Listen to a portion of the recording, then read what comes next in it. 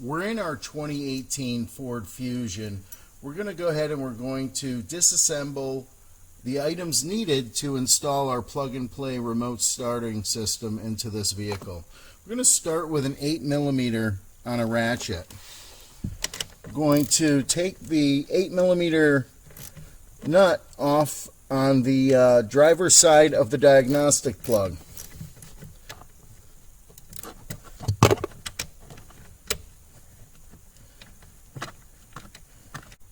And we're going to remove a 7mm screw on the other side of the diagnostic plug.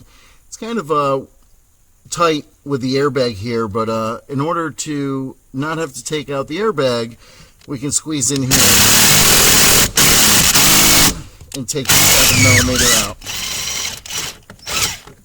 This will release the diagnostic plug. We're going to go ahead and leave it here released, and we're going to drop down the driver's side dash. I'm going to drop the driver's side dash. We're going to use our plastic tool, insert it in the crack here, and just pop the clips that hold the dash in place. I'm going to do this on the other side also.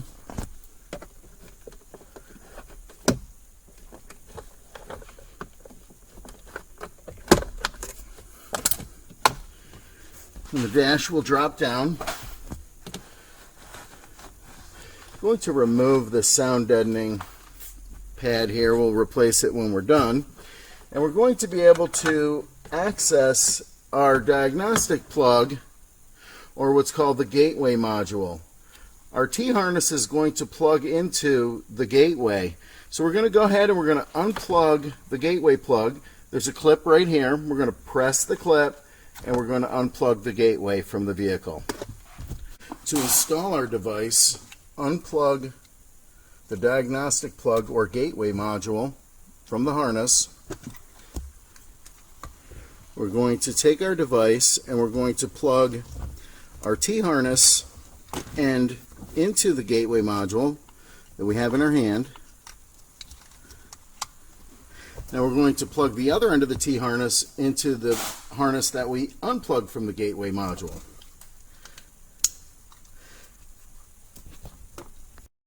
We're ready to begin programming. We're going to want to make sure we have our 4-pin data plug plugged into the module. This supplies power to our module. Now we have two plugs. We have a white plug and a black plug. We want to plug the black plug into the center port of our device. We're going to use the white plug in the next step of programming. Now the installation is the same for a standard key vehicle or a vehicle with a push-to-start ignition system.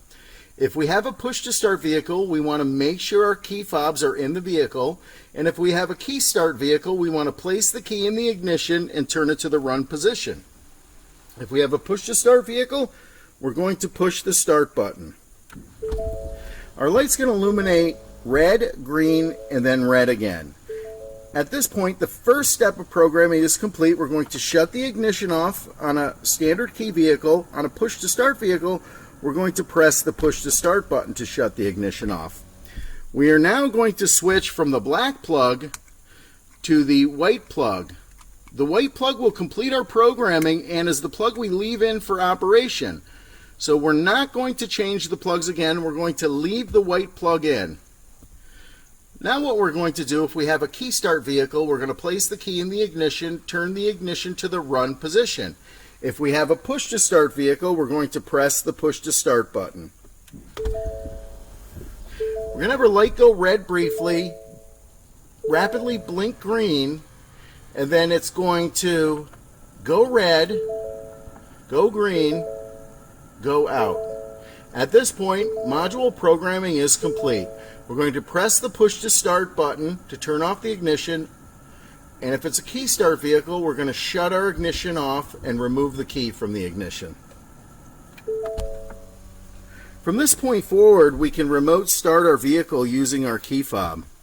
On this model, we use lock, unlock, lock to activate. We're outside of our vehicle. To trigger remote starting, we're going to lock, unlock, lock our vehicle.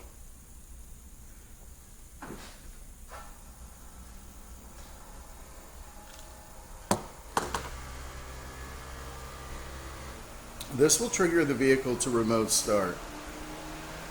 The runtime is set for 15 minutes, and the heat or AC will resume from the last position it was in when the vehicle was shut off.